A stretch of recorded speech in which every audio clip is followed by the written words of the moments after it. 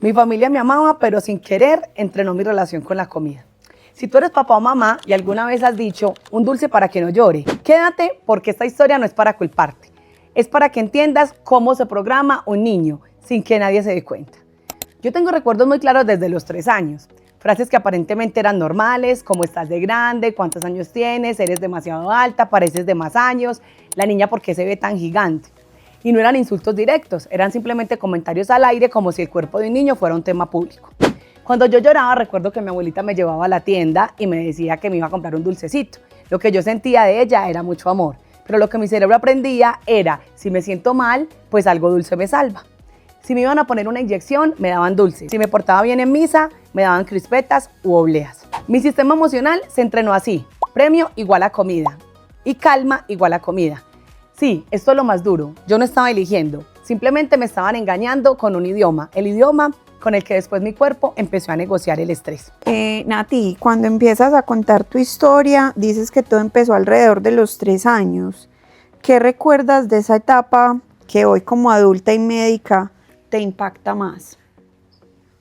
Básicamente, cuando he leído pues los estudios científicos que hablan sobre la recompensa de los niños, cuando dicen que a los niños se les enseña a tener como un premio con la comida, eso es lo que más recuerdo que realmente sucedía, porque me acuerdo muy claro que era una niña muy activa y me acuerdo que, por ejemplo, en misas, nunca se me va a olvidar, yo me paraba, corría pues por el atrio de la iglesia y me la pasaba haciendo necedades.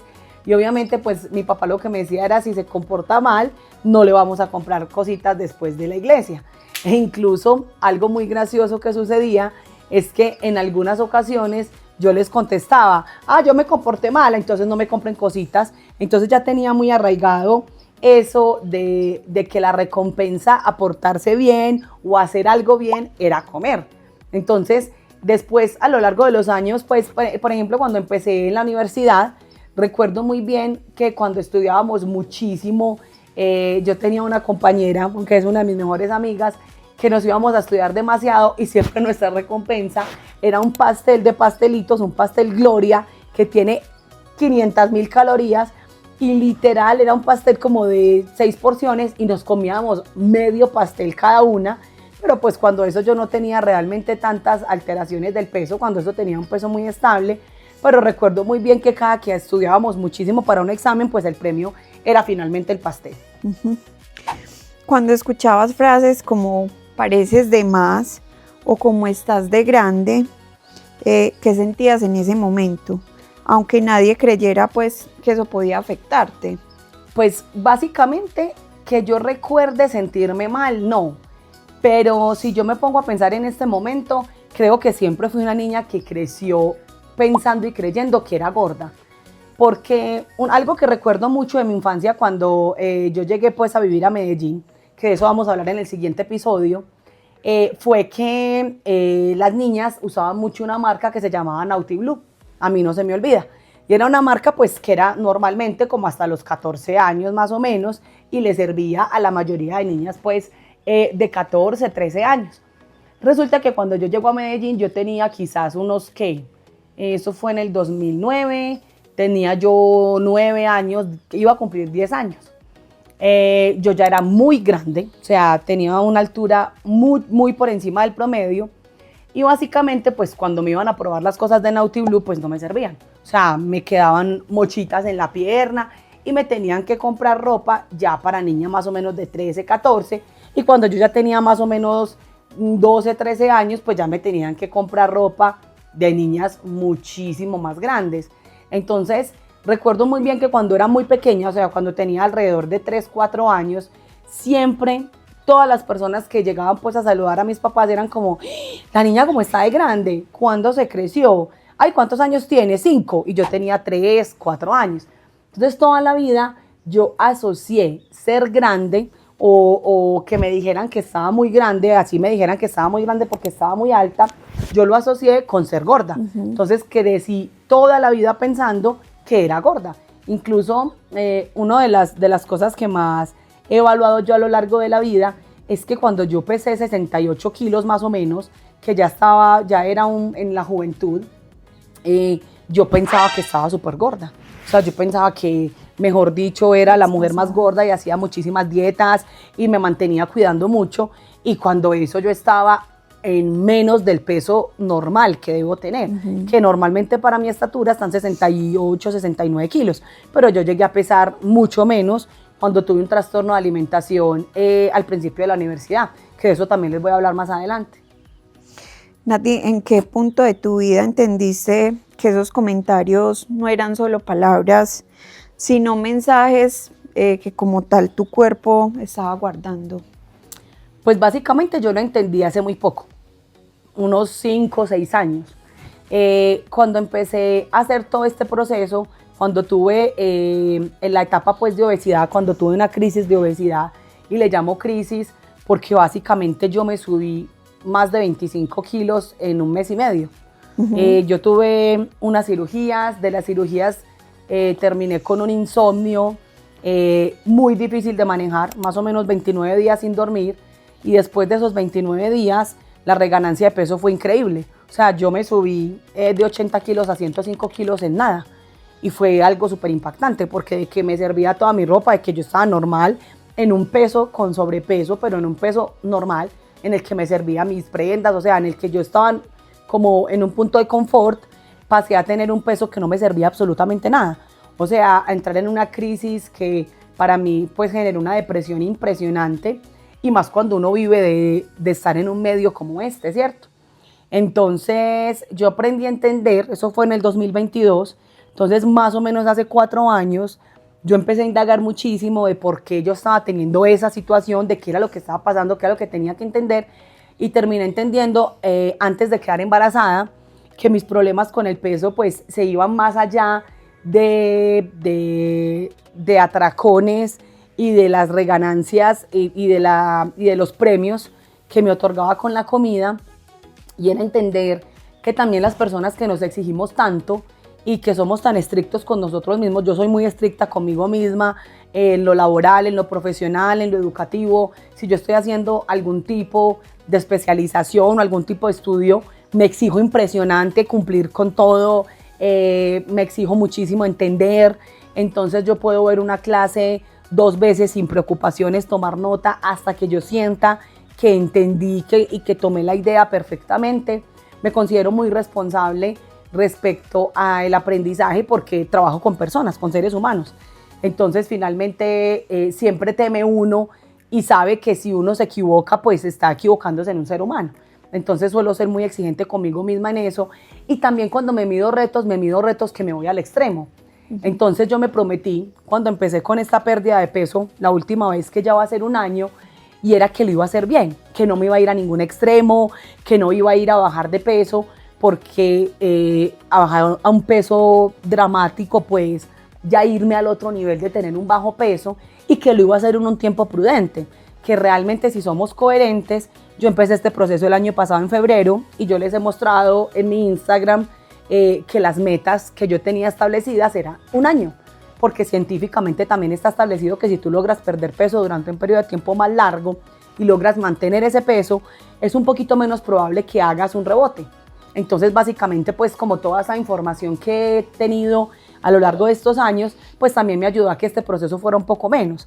Entonces más o menos hace 4 años sí terminé identificando que todas estas cosas que pasaron en mi niñez se fueron grabando en mí, porque empecé, incluso me acuerdo muchísimo que hice una clase de mindfulness en la que la persona que me estaba asesorando, la coach, me decía como: Natalia, pero cuando vos pesabas 68 kilos tenías un peso súper normal, o sea, estabas por debajo de tu peso, ¿cómo así que tú te veías gorda? Y realmente yo me veía gorda al espejo. Entonces, cuando yo fui muy delgada en mi juventud, que tuve un cuerpo muy agradecido, gracias a Dios, y tuve un cuerpo muy bonito, yo nunca me sentí con un cuerpo lindo, ni me sentí con un cuerpo, o sea, ni me sentí satisfecha con mi cuerpo. Realmente apenas hoy en día que yo veo esas fotos y digo, Dios mío, ¿yo por qué me juzgaba tanto? ¿Yo por qué hacía tantas dietas? ¿Yo por qué me cuidaba tanto si yo tenía un cuerpo súper saludable, cierto? Entonces ahí fue cuando entendí que todas estas cosas, pues en su conjunto, llevaban a esta situación y llevaban a este tipo de alteraciones. Yo era de esas niñas que no comía verduras y no comía carnes. y aunque intentaron cambiarlo de todas las maneras, nunca pudieron del todo. En mi caso eso se volvió un conflicto, una insistencia y una tensión. Hoy sabemos que en muchos niños esto no es un capricho. Puede haber neofobia alimentaria, sensibilidad sensorial y etapas normales donde el cerebro protege lo conocido y la presión a veces empeora. Mi abuela materna era adicta a la Coca-Cola. Yo recuerdo que me daba sorbitos en el parque y los chicles siempre aparecían como un premio de gesto tierno de sus amigas. Pero el cuerpo no interpretaba estos gestos, interpretaba solamente azúcar líquida, picos de recompensa y hábitos. Y en niños pequeños el consumo de bebidas azucaradas se asocia con una mayor ganancia de peso y una peor trayectoria del índice de masa corporal.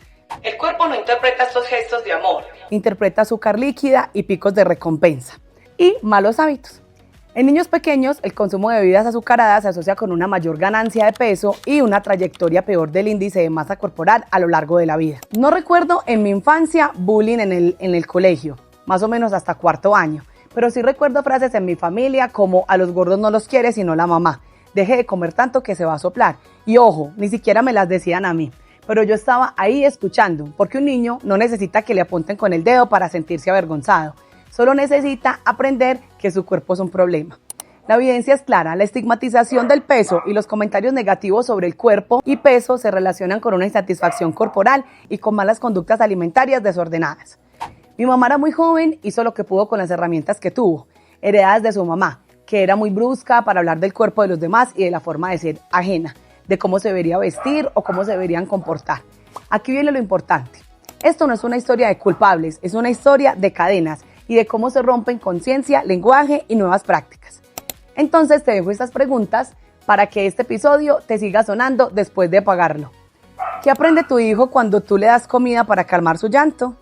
¿Qué aprende cuando la comida es el premio más frecuente?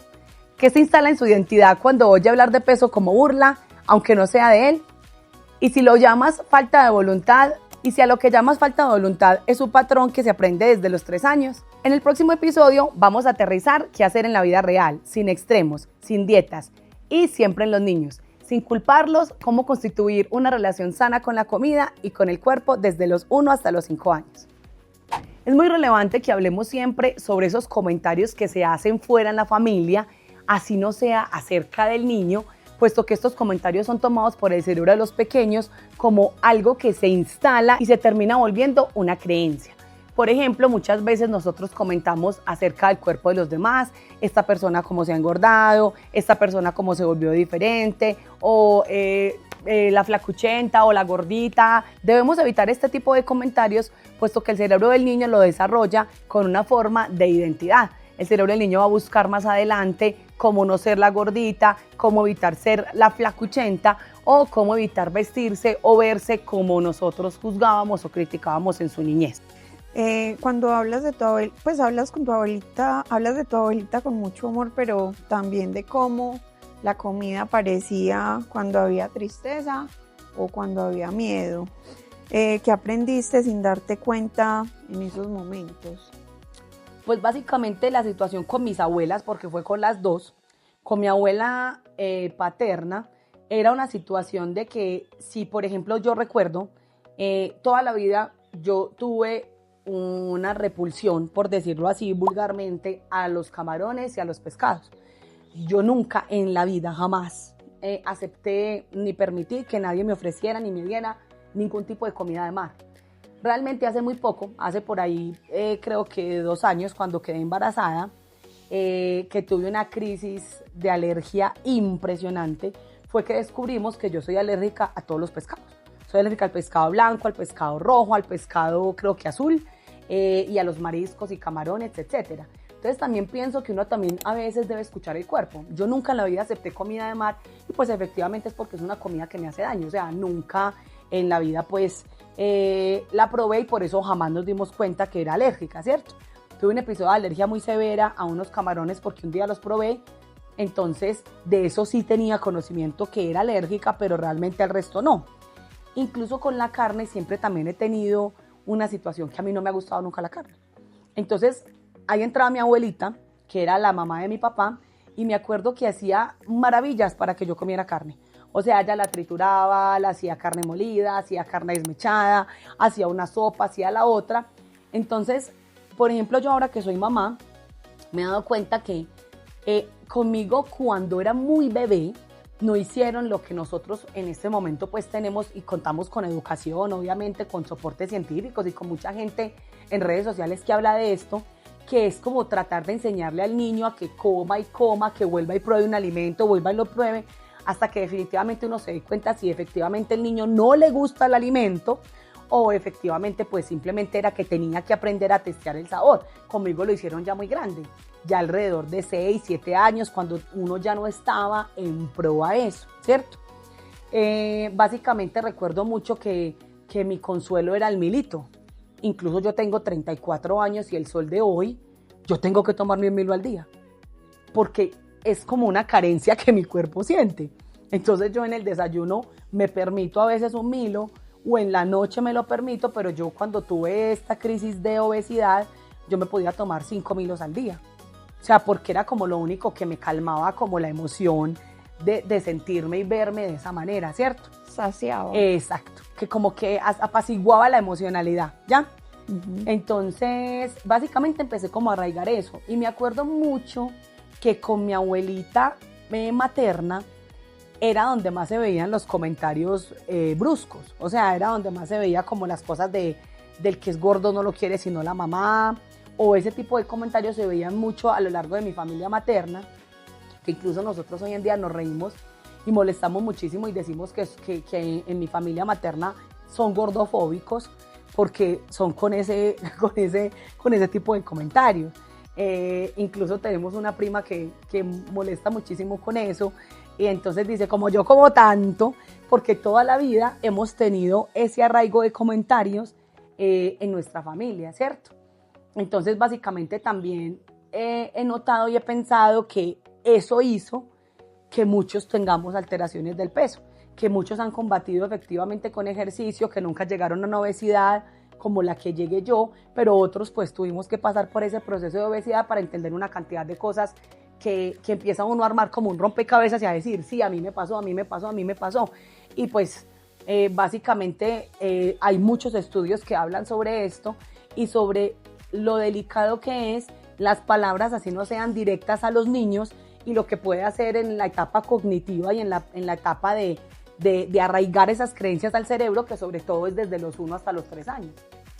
Cuando un dulce calmaba tu llanto, ¿qué relación se fue formando entre la emoción pues que sentías y lo que comías? Es para mí súper increíble cuando me doy cuenta adulta que empiezo a mirar cómo controlaba yo mis emociones, cómo controlaba yo la frustración, cómo controlaba yo el sufrimiento y darme cuenta que siempre fue con el dulce. O sea, si yo tenía un novio y peleaba con el novio, yo me comía helado. Si yo me iba mal en un examen, iba y me comía lo que se me atravesara, o sea, un helado, una chocolatina. No he sido mucho de dulces, de paquetes, de papitas, de cosas de sal, no. He sido de dulce y de lo que llamamos parva o harina, ¿cierto? Entonces, básicamente yo empecé a darme cuenta, cuando tuve esta etapa de obesidad, que literal mi frustración cuando no me sirvió la ropa, me acuerdo mucho de eso, que lo entendí meses después. Lo que yo hice el día que yo me medí la ropa y que no me sirvió fue salir a comerme, creo que fue como un helado frito con un waffle y algo así.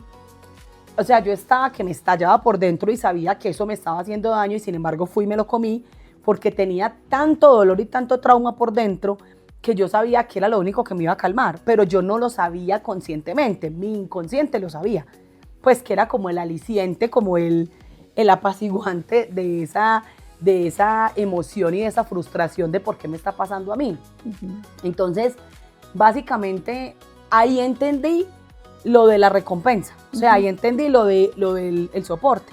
Incluso ahora yo con mi niña, yo trato de no darle recompensas de alimentos, ni con alimentos, o sea, si ella a mí me dice no voy a comer, yo no le doy comida, pues no, o sea, trato de después decirle, hija, ¿quieres comer? Pero trato de que ella aprenda a escuchar su cuerpo. Entonces ella está comiendo, ella come muy bien, gracias a Dios, hemos hecho un trabajo bueno respecto a la comida de sal, a introducirle todos los alimentos, Pues porque yo también he estado súper así, súper con temor de que ella le pase lo mismo que a mí, ¿cierto? Entonces, si ella dice, no, no quiero o no más, entonces ya no, yo no la obligo. Porque parte de ahí también que uno aprenda a entender y a escuchar su cuerpo, que es algo que a nosotros nos sentaban a comer con televisión. Ah, entonces venga, siéntese en el televisor y coma. Entonces uno comía y comía y comía y uno no aprendía que ya estaba saciado. O sea, incluso yo hace muy poco me eduqué con el Mindful Eating, que les voy a hablar en estos días de eso. Me eduqué de cómo uno debe comer con atención y con intención.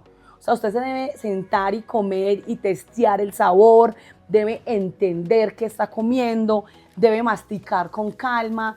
Entonces, básicamente, siento que ha sido muy, muy, muy enriquecedor el proceso y que me ha llevado también a que mis pacientes también tengan mucho éxito, porque básicamente les he enseñado como todo lo que yo también he aprendido a lo largo de este proceso y ellas saben y ellos saben que ha sido algo de empatía propia, o sea, ellos saben que yo también lo he vivido, entonces aprenden a escuchar y a entender mucho las recomendaciones o las ideas que se les generan en los tratamientos.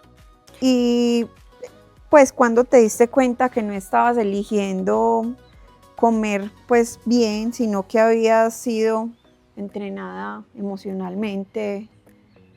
Hace muy poco, o sea, hace por ahí 3 años, que yo me di cuenta que mi entrenamiento cognitivo de cuando era pequeña era elegir siempre el dulce como recompensa porque era lo que a mí me acalmaba y me apaciguaba en todos los sentidos.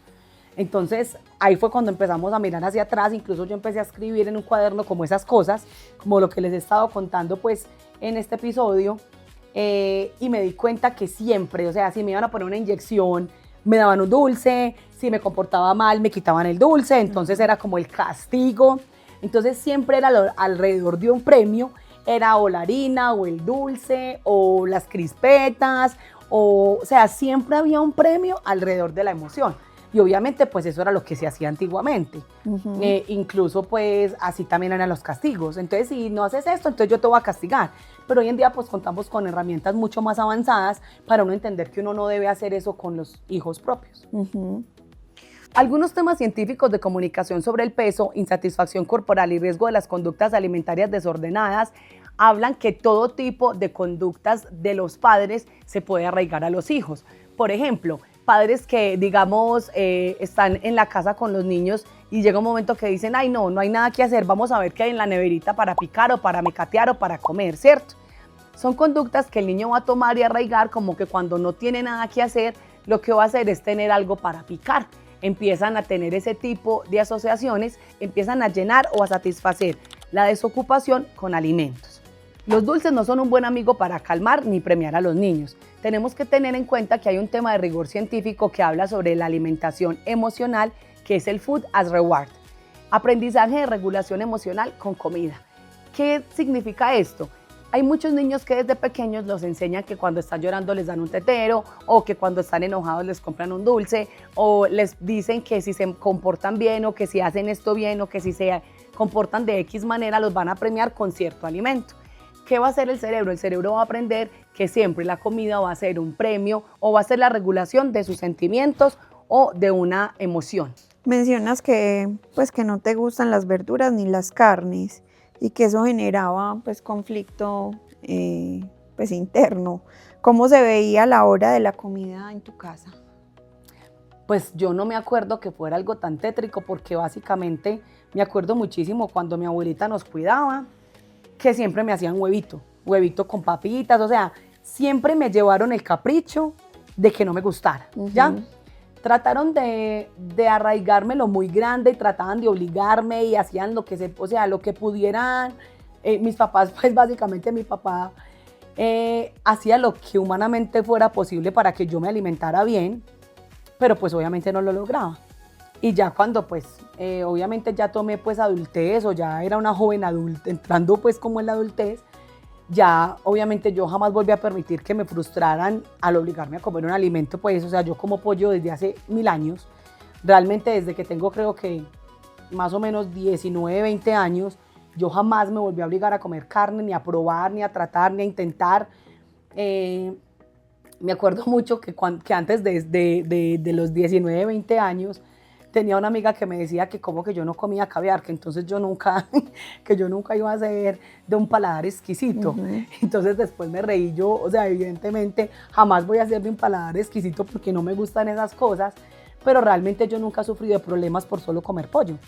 Incluso yo trato de comprar un pollo bueno, porque de todo lo que hablan hoy en día, los alimentos con las hormonas, con todo esto, trato de comprar pollo bueno y trato de hacer pues como el pollo, del pollo un alimento pues bien, todos los días como huevo, pero para mí esto se volvió una costumbre. Es que realmente el hombre es un animal de costumbres. Entonces, realmente yo creo que esas decisiones de alimentarse con dulces, de alimentarse con harinas, pues uno también las toma como una costumbre.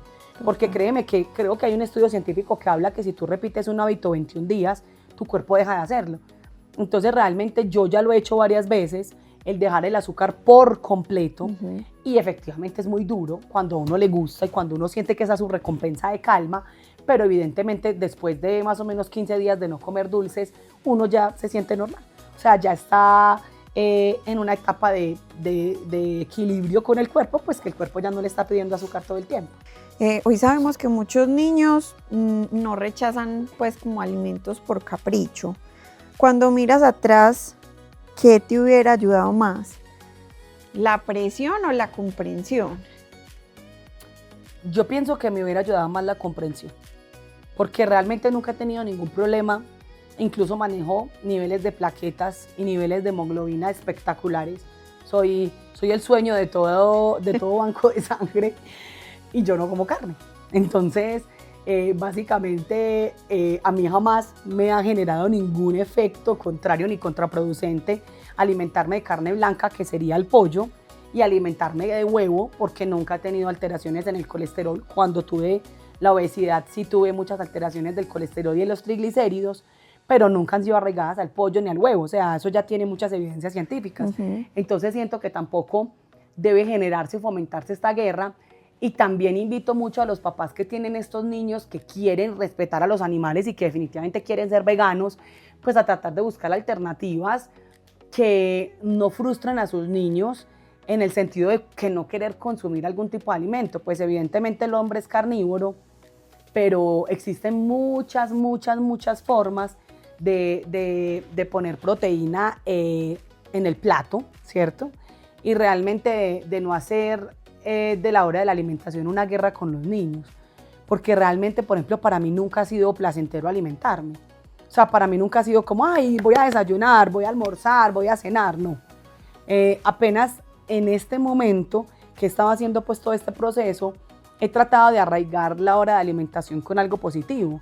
O sea, como ay, sí, qué chévere, vamos a ir a comer y digamos ya yo no me doy tan duro, o sea, yo ya no salgo y digo, no me voy a comer esto. No, si hay una hamburguesa de pollo, me la como súper bien, Ya tengo pues en mi dieta un poquito más de vegetales que antes.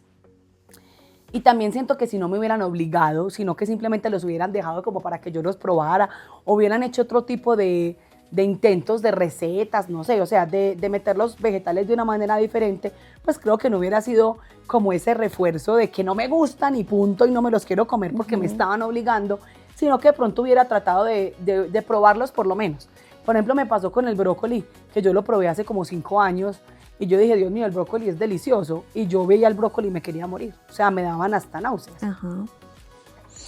¿Qué efectos crees que tuvo esa tensión alrededor de la comida, pues en tu relación con ella a lo largo pues como del tiempo? Pues básicamente la frustración de que uno no quisiera comer. O sea, realmente para mí el horario de alimentación era como, ay, porque ya iban a empezar, ¿y qué va a comer hoy? ¿Otra vez pollo? Sí, otra vez pollo. Es que, o sea, si yo llevo comiendo pollo 15 años. Todos mis almuerzos son a base de pollo. Yo nunca he tenido problema con eso. Si salgo a comer con mis amigos, siempre encuentro pollo. Si voy a comer hamburguesa, hoy hay hamburguesas de pollo. Si voy a comer pizza, siempre ha habido pizza de pollo. Si quiero ir a un restaurante italiano, hay pastas con pollo, hay pizza con pollo, hay lasaña con pollo. Entonces, o sea, para mí nunca ha sido ningún tipo de impedimento. Entonces creo que hubiera hecho que mis momentos de alimentación no fueran tan frustrantes. O sea, no fuera como, ay, ya van a empezar otra vez, ¿qué voy a comer? Porque incluso todavía yo me muero la risa porque todavía hay gente que me dice, entonces, ¿para qué vamos a salir a comer? ¿Y vos qué vas a comer? Y yo me enojo y le contesto, o sea, usted preocúpese por lo que usted vaya a comer. Sí. Que cuando yo llegue al restaurante, yo miro la carta y miro qué voy a comer yo. O sea, es que yo como muchísimas cosas. Yo no solamente como pollo y queso, pues. O sea, y huevos. Yo como queso, como ciertos vegetales, me gustan las pastas. Entonces, pues finalmente siempre encuentro qué comer. Ok. ¿Recuerdas con claridad la Coca-Cola, los chicles, los sorbos pequeños? Sí. ¿Cuándo entendiste que esos gestos también educan al cuerpo? Pues realmente, cuando yo estaba más joven, yo no tomaba tanto gaseosas, porque me preocupaba mucho por engordarme. Ay, no, pero es que la gaseosa engorda, entonces yo no tomaba gaseosa. Después, como de los 25 años, yo empiezo con una ansiedad por Coca-Cola. Y sale la Coca-Cola Cero como alternativa de que no te engorda, de que es mucho mejor que la Coca-Cola. Realmente la bebida gasificada jamás va a ser mejor. Pues eso tiene una cantidad de cosas, el aspartato y otra cantidad de químicos pues que hacen daño, ¿cierto? Pero sí está probado por ciertos estudios y por ciertos soportes, pues que finalmente la Coca-Cola Cero es la que menos índice glucémico eleva. Entonces es mala, pero pues es la menos peor, ¿cierto? Entonces empecé a acordarme cuando empecé con esa adicción por la gaseosa, hace más o menos 4 años, cuando empieza todo este problema de la obesidad, yo decía, pero ¿por qué yo no puedo dejar la gaseosa? Y me empecé a acordar que mi abuelita era adicta a la Coca-Cola y que siempre que íbamos al parque ella me daba sorbitos. Y me decía, toma no sé qué, y me acuerdo mucho de una amiga de mi abuela que se llamaba Edilma, que era hermosa, y siempre que íbamos al parque, Edilma llegaba y me regalaba una cajita de chiclets Adams. No se me olvida. Y literal mi chicle favorito en la tierra, o sea, es el chicle Adams. Y me llevaba siempre chicles de canela. Y me dicen, guácala, ¿a usted cómo le gustan los chicles de canela? Pues doña Dilma siempre me regalaba chicles de canela. Entonces yo creo que eso lo arraiga uno con momentos positivos. Porque para mí ir al parque era súper bacano, era una nota ir al parque. Entonces siempre arraigué esa emoción y esa felicidad al chicle y a la Coca-Cola. Incluso yo la adicción al chicle la trabajé mucho porque yo era adicta, pero adicta al chicle. Yo tenía en la universidad que estar con un chicle todo el tiempo mascaba chicle, incluso no sé cómo no llegué a desarrollar bruxismo, pues una alteración, pues porque yo mascaba impresionante chicle.